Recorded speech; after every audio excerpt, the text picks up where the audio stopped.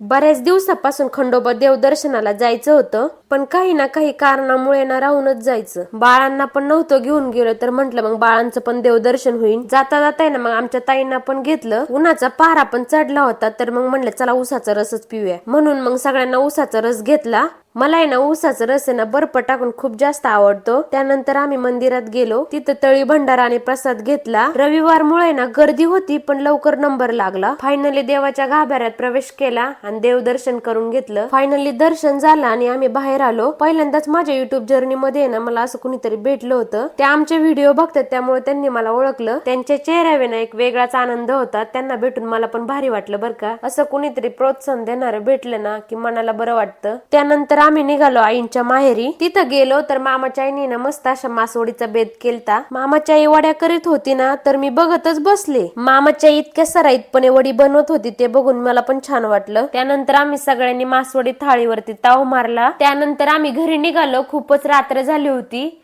तर आजच्यासाठी एवढंच.